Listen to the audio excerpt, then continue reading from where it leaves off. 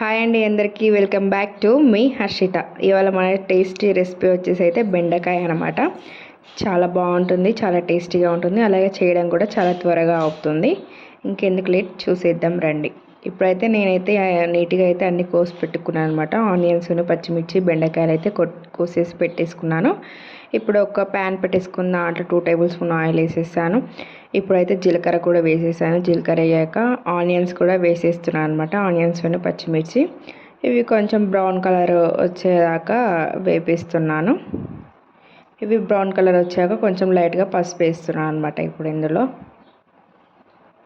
మరీ బ్రౌన్ కాకుండా లైట్గా బ్రౌన్ షేప్ వచ్చాక పసుపు వేసాను. ఇప్పుడు బెండకాయలన్నీ వేసేస్తున్నాను అనమాట. స్లోగా అన్నీ వేసేస్తున్నాను. ఇది గంటెతో కలపడం కన్నా కూడా గిన్నెతో డైరెక్ట్ కలిపితేనే చాలా బాగుంటుంది. అలాగే జిగురు రాకుండా కూడా ఉంటుందన్నమాట కర్రీ అనేది.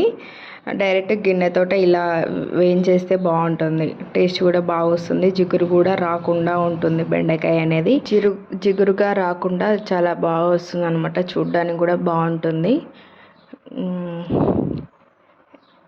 ఇలా స్లోగా మంట పెట్టుకొని ఇలా ఎగరేసుకుంటూ అయితే చేసేసుకోవాలన్నమాట కర్రీ. గంట పెట్టి కలపడం అనేది చాలా తగ్గించాలి ఈ కర్రీ. గంట పెట్టి కలపడం కన్నా కూడా ఇలా చేస్తే చాలా టేస్టీగా చాలా బాగుంటుంది. చూడడానికి కూడా చాలా నీట్గా అవుపిస్తుంది అనమాట కర్రీ అనేది. ఇవన్నీ బాగా వేగిపోయాక ఇందులో కొంచెం సాల్ట్ వేస్తున్నాను. ఇప్పుడు సాల్ట్ కూడా మంచిగా వేగేటట్టు కలిపేసుకుందాం. ఇప్పుడు ఇలా ఎగరేసుకుంటూ కలిపితే చక్కగా కలిసిపోతుంది అనమాట. ఇప్పుడు కొంచెం అల్లం వెల్లిపాయ వేస్తున్నాను. ఫస్టే అల్లం వెల్లిపాయ ఎందుకు వేయాలంటే అడుగంటుతుంది అనేసి ఫ్రైస్కి ఇలా లాస్ట్కి వేస్తున్నాను అనమాట. ఆనియన్ అవి అనేవి బెండకాయలు అనేవి వేగాక ఇప్పుడు వేస్తున్నాను అనమాట అల్లం వెల్లిపాయ. ఇది కూడా కాసేపు అయ్యాక వేగిపోయాక కారం వేసుకుందాం. అదంతా మంచిగా వేగేటట్టు మంచిగా కలిపేసుకోవాలన్నమాట. ఇప్పుడు ఆల్రెడీ వేగిపోయాయి కాబట్టి గంటతో కలిపేసుకోవచ్చు. ఇప్పుడైతే సరిపడే కారం అయితే వేస్తున్నాను. నేనైతే లైట్గానే వేస్తున్నాను అనమాట కారం, మరి ఎక్కువ అయితే వేయట్లేను. మనం ఉట్టిగైనా కర్రీ తినేయచ్చు అనే ప్రాసెస్లో చేస్తున్నాం అనమాట. చాలా బాగుంటుంది, చాలా టేస్టీగా కూడా ఉంటుంది. కర్రీ అయిపోయిందండి, వేగిపోయింది మొత్తం.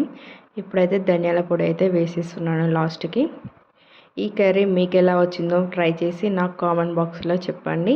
అలాగే నా ఛానల్ ఇంకా ఎవరైనా సబ్స్క్రైబ్ చేసుకోకపోతే ప్లీజ్ సబ్స్క్రైబ్ చేసుకోండి, లైక్ చేయండి, షేర్ చేయండి, కామెంట్ చేయండి. ప్లీజ్ లైక్ చేయండి.